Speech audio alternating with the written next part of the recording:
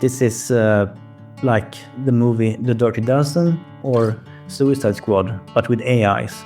And it takes place in a near future where we have cracked the problem of artificial general intelligence. So we're one level above where we are now. And that has caused some problems because the AIs are now a bit smarter, and sometimes they don't cooperate, sometimes they run away. They seem to develop self-awareness. But there is no real consensus about what conscious is, what that would mean for a computer. So that part is still up in the air. The technology is a little ahead of our understanding. And anyway, because this happens with AIs more and more often, there is an industry now that's like AI bounty hunting, tracks down misbehaving AIs. And in the book. And this eventually leads to a team of such AIs being tasked with finding an escaped superintelligence and stop it before it spreads. Everybody, welcome back to Living the Next Chapter, the Author Podcast, where you get to talk to authors from around the world.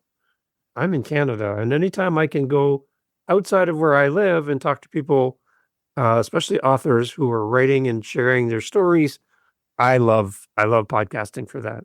And Karl's here with us today. We're going to be talking about his journey as an author and the wonderful world of AI. A lot of good stuff we're going to talk about. I'm excited to have him here. Karl, welcome to Living Next Chapter. Glad to have you here. Yeah, thanks for having me. Excellent. Karl, tell everybody where you are in this great big world of ours. Right now, I'm in central Stockholm, Sweden. Nice. Excellent. And this is home for you, home base? Yeah, sort of. I kind of commute between two cities, but I spend most of my time here. Okay, good. Tell us a little bit about your journey as an author, Karl. Like, where did it all start for you where you thought, I'm going to become an author? Oh, it took a long time. I've been wanting to write a book for maybe 20 years, but I never got around to it. I think what triggered it was when I was developing a game recently, a couple of years back, for retro hardware, the Commodore 64 home computer from the 1980s. Yeah. And the editor of a retro computer magazine suggested that I should write a developer diary to document the process that would be printed in the magazine in installments. I wasn't sure I could do that, but I tried. And then when I got into it, I felt more comfortable with writing English for an audience, not just emails for an individual. So I thought that maybe I was ready to start writing an actual book to get that off my bucket list. So, but I wasn't going to go through the entire process of publishing it and finding someone to pitch it to. I was just going to do it for myself. So I didn't really plan much. I wanted an intriguing title to start from. And I picked Eponymous, the Recursive Man. Mm-hmm. And then I came up with a plot for it. Okay. And outlined the story and wrote a book, which I printed for myself but didn't publish. And I did it in English for the challenge. So English being your second language? Or how many languages are you speaking? 2.5. 2.5. Swedish and German. Good. Okay, well, you got me beat. I have English, and sometimes I don't even speak that well, so that's good. Is it difficult to write in another language that's not your main language that you would normally speak? Well, there are advantages and disadvantages. I feel that somehow English is more expressive. It's just my subjective opinion of it, but it's easier for me to be experimental and stuff without sounding pretentious if I do it in English instead of Swedish. Okay. And there's also a psychological aspect. I feel that I'm a little bit shy as a person, and somehow it feels to me that when I write a text, especially if I'm going to write about an emotional scene, I'm giving people a little bit too much of a window into my brain. Mm. But if I have a different language in between as a filter, then I feel more safe. Interesting. There's kind of a buffer space between you and what you're writing. I like that. That's very interesting. Tell me more about the gaming side for you. This is something you've always been involved with? And Almost. I started programming computer games when I was 12. wow. Just as a hobby developer. And later on, I actually managed to sell a few, so I became freelance, but still only as a spare time thing, which I had to give up eventually when I started at the university because I didn't have any more spare time. Yeah. Like, I couldn't make it into a career. Didn't pay enough. As a developer, were you a gamer yourself? And what kind of games did you like to play? Yeah, the arcade games of the 1980s. So what people want to call classic stuff looks very primitive today. Yeah. But back in the day, those were the best games, Carl. I played them all. I love it. Yeah,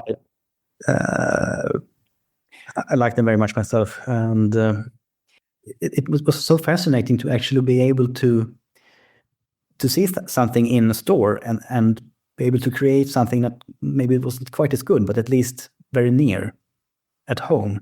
Creating games, you have to see a big picture when you create a game. You have to be able to see how the game plays and how a player is going to interact with the game. You have to have a story to the game. Almost every game I've ever played, there's some kind of story. Someone's being rescued. You got to get a frog from this side of the road to that side of the road. There's something happening. There's some kind of story in almost every game that I've played. I've seen that process, and most of the time I think that the story is created afterwards. Interesting. That for a lot of my games, the so-called software coordinator at the company that I worked for sort of fleshed out the story to make it more interesting. I usually didn't care about that much. I wanted to focus on the game, and then because when people play it, they're not going to pay attention to what's written on the box. They're going to form their own stories from what's happening on the screen, and they're going to associate those things with different names and functions. You're kind of building a world, though, that we're going to jump into and we're going to play and be a part of. So how important is it for you as an author to build a world around your book and what you're writing? It depends on the context. I would say that most of the time I would prefer not to focus so much on the world as on the people. Okay. And I think I did that in my first published novel. I kept the details vague intentionally. Okay. Tell us more about how you developed your characters then. Yeah. So there are some basic premises in the book, technologically, but there is not a whole lot of detail about how that has affected society. And for example, I completely leave out any mention of how social media works because it's impossible to predict. Right. Into the future. Right. Tell me about how is game development, how do you see it now in 2025 compared to the games and gameplay back in the 80s? There's a big difference from what looks like on the screen. I've tried to get into modern games, but I can't really. It's completely different feeling. It's much bigger, much more time consuming. I still play casual games on my phone. Yeah. That's sort of my involvement in it as a consumer. And I still build casual games for phones. All right. Okay. So what's different about writing a book compared to writing all the code and behind the scenes of writing a game? Is there anything that's similar to doing the two? Well, a book doesn't really have any budget constraints in terms of space. And that's part of what kept me from writing a long time. I can't really... If the story can go anywhere, I'm not really interested. But if there are a lot of constraints and conditions that have to be met, and the story have to pass through all of those things. And it looks like it might not be possible. Then I start thinking, but what if it was possible? How would I solve it? And that could keep me up all night. And then I have to write something. Hmm. And it's kind of the same with when I develop for retro hardware. I have an idea, but it feels like this is not going to fit into that space. But what if it did? What approach could I take? And then I have to build the game. All right.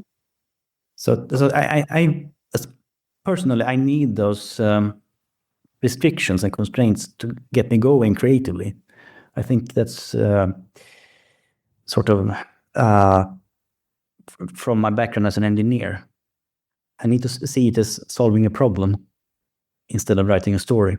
How do you take an engineer's brain and all of the things that you know and translate it for a reader who doesn't have the same background knowledge that you have? How do you take what's in your brain and translate that for an audience?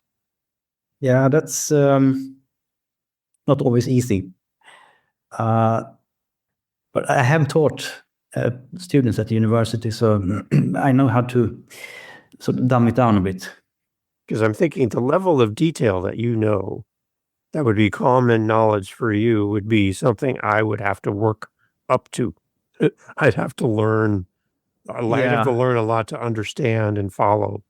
So yeah, you'd have to kind of bring it down a little bit and explain it maybe in a different way that you would explain it to somebody who also works and does what you do. You'd understand each other. Yeah, You wouldn't have to explain. I tried to imagine if I was talking to my parents, I would make them understand. That's good. I like that. Right? They do have knowledge, but they wouldn't have that type of knowledge. Yeah. Trying to find a common ground with the person who's going to read your story. Maybe that helps. Something in common between you and the reader. Yeah, I try to avoid that as much as I can. I want to keep it general. Yeah. My only requirement is that they are interested in roughly the same kind of stories and fiction I am. Okay. All right. So tell us kind of the story as kind of an overarching storyline to what you've written. Tell for the reader that's listening, what is your book kind of about? Tell us a little bit more about the story behind the book. Yeah, a sales pitch of the type X meets Y would be that this is like the movie The Dirty Dozen or Suicide Squad, but with AIs. And it takes place in a near future where we have cracked the problem of artificial general intelligence. So we're one level above where we are now. Yep. And that has caused some problems because the AIs are now a bit smarter, and sometimes they don't cooperate, sometimes they run away. They seem to develop self-awareness. But there is no real consensus about what conscious is, what that would mean for a computer. So that part is still up in the air. The technology is a little ahead of our understanding. And anyway, because this happens with AIs more and more often, there is an industry now that's like AI bounty hunting, tracks down misbehaving AIs. Really? And in the book. And this eventually leads to a team of such AIs being tasked with finding an escaped superintelligence and stop it before it spreads. So AI hunting AI. Yes. Wow. And they're led by a person who is more or less an AI bounty hunter who hates AI. And that creates an interesting dynamic. Right. But he learns to appreciate them during the story. Is that character that hates AI trying to remove AI? It doesn't want AI to be here at all? As that's kind of their motivation? No, he's just he doesn't like them, and of course, Okay. there's a threat that the escaped AI might grow uncontrollably and take over the world. In your story, is the human race in danger from the AI? There's a very strong potential threat, yes. It's interesting. I had an author on my show, Karl, who is a Canadian military veteran, served in Afghanistan, and he operated drones during the war. And they were at the point when he was there, when they were bringing in AI solutions to man the drones, do the flight paths, and do everything autonomously without any human action. And the AIs would just run their program and go out and do their mission and come back. And I'm like, wow, like AI running the whole thing, and the human was not as connected to the process. And I'm like, I didn't even know that was a thing. as a as a person not in the military, Yeah. no background in that, but that's intimidating to hear that that's actually been in place, and that's been a few years ago. That's already in place. And so your story kind of just makes this even more real. Yeah, coincidentally, that's actually that's a tiny part of the world building that I actually included in the book. Really? It's mentioned briefly in early on in the book that a few years ago that there was a wave of drone attacks, not military, but in society. They got loose and attacked people, and it was some sort of kind of terrorist-related stuff. Created a lot of problems, and people were afraid to go out. When new technology is created, there's a lot of people excited about it for the good it can do. But there's also another side of people who are excited about new technology for what they can do for bad reasons. So Yes, there's both sides to new technology. yes, and it would be very scary to live in a society where everyone has access to drones that can drop bombs. Like the precision, to be able to pick out a certain target and only that target, not random targets. Like it's very precise. Wow. That makes me nervous, Karl. I don't know if does that make you nervous? Not yet. Not yet. Okay. I'll get there. Hopefully people read your book and we find a good use for AI technology so that we don't have to worry about this as much. What do you think your readers are going to enjoy about reading your book, Karl? Well, it's technically a sci-fi thriller, so I believe the suspense is a big part of it. There's a little bit of humor, and there are many Easter eggs. Are Easter eggs fun for you as an author to write into the story? Yeah, I think it comes from my background in retro computing. I'm not really satisfied until I have crammed everything into the space that I can. Yeah. And the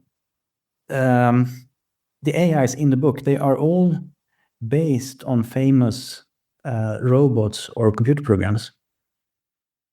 And that's part of the Easter egg hunt. And there's a deeper part of it also that I'm not going to reveal here, but people will learn about it when they read the book.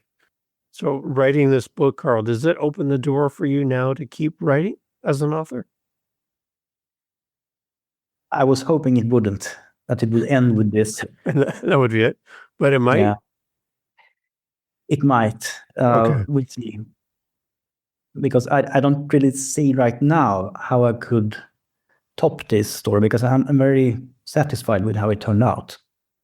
It's interesting when I talk to authors who intend on writing one book, the moment they're done, they're like, but there's still something I would like to talk about. There's still something that I'm curious about, right? And because you've done it, now you know the process. It's a little bit easier the second time than it was the first time because you've already accomplished it, right? So Interesting. I think it's also, it's also tempting because with every book you learn something new. You feel that you can do something better next time. How are you different as a human after writing your own book? How, like, what changed for you? I think that maybe I'm a little bit more confident in my writing ability, at least. Good. Right. And I've learned how to appreciate stories more when I started writing them myself, because I can see stuff in other people's text that before I wouldn't register them consciously. Do you enjoy See how reading as well as an author? not as much as I should. Okay. If you had a book to read, is there a certain type of book that you like to read? Maybe, yeah, science fiction or thriller, I would say, would be near the top in terms of fiction. Otherwise, I do read some nonfiction also. I'm always curious to see where an author gets inspiration from, what types of books they like to read, because I think that some of that will come into your writing, maybe just a little bit because you love it. So you want to do something similar, and it kind of has a little touch into what you do as an author. I think I've been maybe too much influenced by Dan Brown in my writing. Really? Okay. Yeah. With short chapters and cliffhangers and stuff. Okay. So it's you might even call it populist writing. Is there, now that the book is done, is there anything that you would have done differently in the process of writing the book now that you've kind of worked all the way through it? I think so. I would probably have not published it myself. I would have waited until I had talked to some potential publishers first, because it's very hard to do it in the opposite order. Right. Once a book is out there, people won't touch it. Yeah. What kind of response have you had from people who have seen and read the book? Most of them like it. Okay. Any feedback that you're like, wow, that's interesting, that comment that they come back to you with? There has been all sorts of opinions. One guy complained about my language, that it was too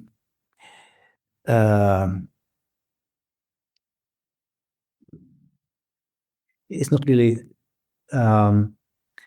artistic. It's too plain.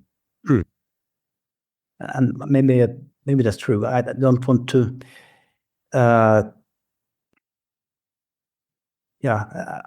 I'm holding back a little bit in order not to sound pretentious. Yeah.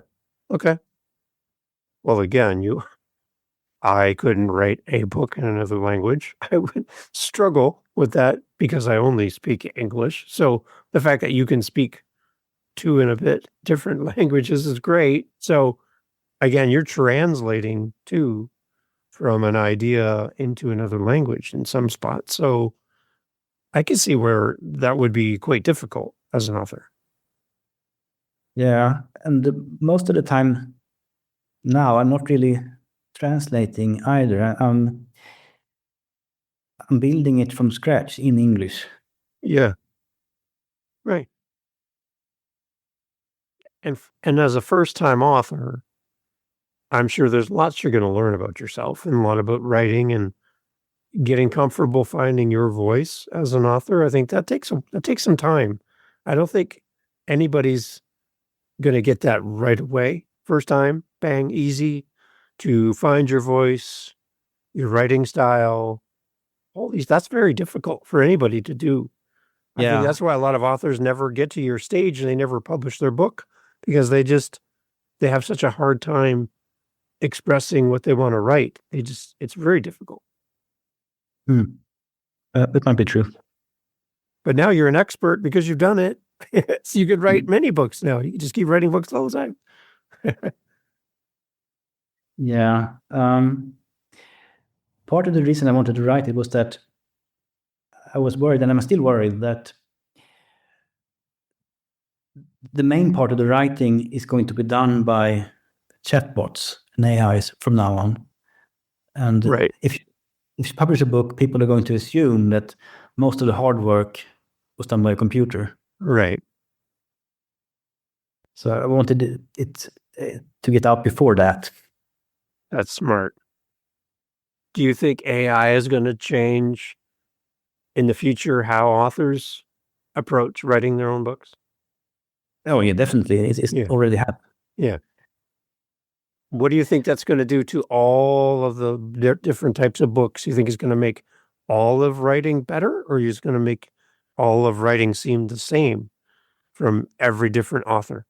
Yeah, the latter, I believe. Okay. Because it saves so much time. If you can do it right with proper tools, people are going to start using that. And it's going to take away a little bit, not much, but a little bit of what makes, what would have made the writing unique. It's going to be more streamlined, more similar, Yeah. for better or worse. It's interesting because I see AI being used in podcasting, and I see it making a lot of the same results for a lot of people, and everybody starts to look and sound the same because of AI. We're all using the same tool, and the tool makes all of us look and act the same. So everything you see online on YouTube and all that just sounds like someone else. So what I do like about AI is as a large portion of the world goes towards using these tools, anybody that decides to stay outside of AI and do their own thing and write from their own perspective without using it as much or at all will stand out, because we're different than all of the tools generating this content that looks very, very familiar to everybody else's. Yeah. I think that's it's going to be more of an advantage in your line of work than in writing, for example, because the information is more indirect when you have written text. Right. Right. Were there any tools that you like to use as a writer, though? AI tools? Well, obviously, grammar and spell checker. Yeah, that helps, right? Yeah. And we've been using those things for years, so they're not relatively new. We've had that underline your word if you spell it incorrectly. That's been pretty common for a lot of people for a long time and helped us to avoid some mistakes. So technically, it's been with us for a while. And also now, what I really appreciate is that you can use AI to look up facts more easily than with a search engine. You can get Right. more insightful information quicker. Right. Yeah. That So was like what I put in the book. Yeah. for me in podcasting, I use perplexity.ai. There's a lot of interesting things I get from there. Some good noted sources for the results that come back. I like that. That's very helpful, because then I can then follow the source, go read the magazine article associated to the result, and I can learn as well. So there's some advantages there for sure. Our world is changing, isn't it, Carl? It is. And recently I've been asked to write a few articles, and in doing that, I've also taken advantage of AI as a tool for editing or feedback on the structure of the text, and that's interesting because it brings up some points that I wouldn't have thought of myself. Right. It's a great assistant. I think we can leverage the tool and have it work for us. But I think if we give it all control and let it do everything for us, and we just take the result and claim it as our own and put it out there, I think we start to lose our voice as creative people. Yes. Right. So as you look into the future, Carl, are you looking at AI is going to make the world better, or are we going to struggle, you think, down the road? I think a lot of people are going to find it difficult to find something meaningful to do. And True. that's also part of the theme in the book, that there's AI has taken over most of the easy jobs. And some people find it hard to cope with that, with not being useful in the new economy. A loss of identity. Yeah. Right. Purpose. Something, yeah. That was my job. It was my passion. And now I can click one button and it does it for me. Oh, where do I fit now? Like, what's my goal? Why am I here? Right. Yeah. So your book kind of covers that as well then? There's a little bit of that. Okay. But mostly I try to focus on the quote-unquote human element in the story. Okay. All right. For the readers that are listening, Karl, and they want to continue to follow your journey and they want to see what you're working on next and know more about you and the book, can we send them to a website, a social media place? Where would you like to send the reader? I'm not really on social media, unfortunately. The book is easily found online, for example, on Amazon. Okay. And there is actually an ongoing project that they can observe, and that's the audiobook version of the novel. Good. I decided to do it with the help of AI voice generation. Nice. Using a service called 11 Labs. Yes, I love 11 Labs. I've heard so much about them. I've never used them, but very interesting platform. Yeah, it's fairly convenient. I think it is maybe the best one right now, but it still has some flaws, and it's difficult to make it sound really the way you want it without exporting the files and editing them yourself manually in a program. And that's what I've done. And I also have the goal to have human cameo voices in the book. So far, I only have one person. Excellent. That sounds like a big project to do an audiobook of it. Yeah. The problem is that there are no distribution channels that will accept such a book, because the only AI they accept is when it goes straight from one system into publishing.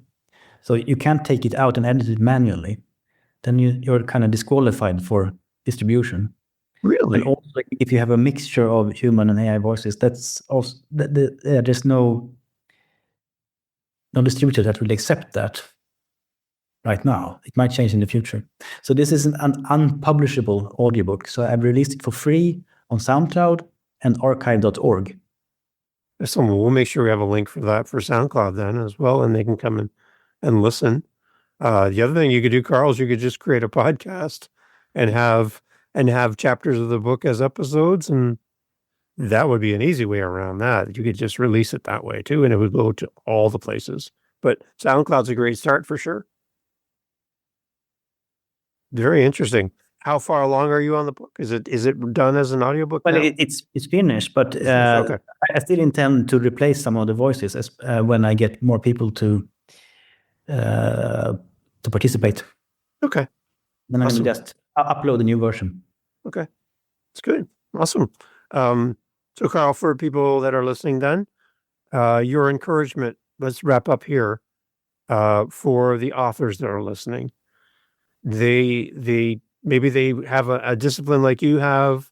They've worked it in their skill set. They understand how to do this job, and you're working on gaming and writing all the code for gaming.